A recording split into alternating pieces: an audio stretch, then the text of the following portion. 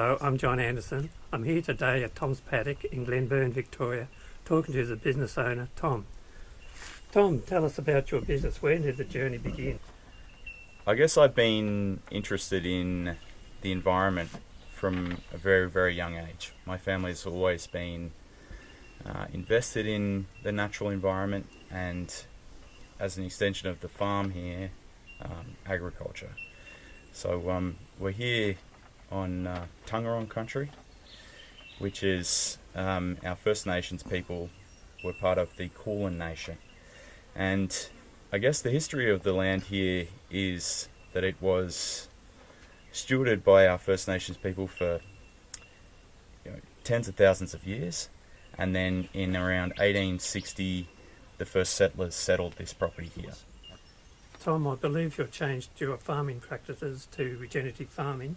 Could you give us an explanation of what you're doing so far? Yeah, regenerative agriculture to me means actively trying to rebuild the ecological systems in our farming environment. So not just sustaining what we currently have, but actually rebuilding and enhancing. So things like increasing biodiversity, can enrich soil, improve watersheds, and enhance ecological services. So there's a lot in that, and there are some really incredible productivity benefits from doing that, economically, environmentally, and also socially. So what we started with here with my grandparents started a cattle breeding operation, and they were set stocking in fairly large paddocks across the farm. When my mother took over the property, we then moved to a calendar rotational grazing system, which was really based on the idea that the herd that we had currently needed around 2 hectares of pasture for around 2 days, and we didn't deviate from that at all. Every 2 days they were shifted to a new paddock.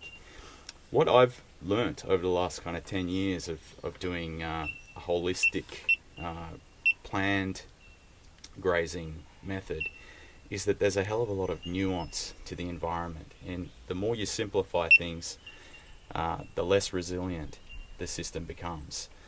So now I am actually changing the size of the paddocks to suit the season and also the requirements of the animal, and moving much quicker sometimes and much slower at other times. So the time component of the grazing is really what I focus on. What role do the cattle play in your farming practices? Yeah, the cattle are really pivotal in grassland systems. They're the mowers. They get the bulk of the material off throughout the year. They process it, produce beautiful meat, and also put that carbon that's been grown through photosynthesis back onto the surface of the soil so that we can feed microbes with them. They're absolutely critical in dryland, brittle environments like we have in Australia. So chukpu is really high nitrogen fertilizer. So it's really important to move the chickens rapidly so that it doesn't accumulate under the trailers. Every 3 days these chooks are moving to a fresh area that distributes the manure, and we give it a really, really long rest period before they come back to this area. It'll be 6 months before they come back to this location right here.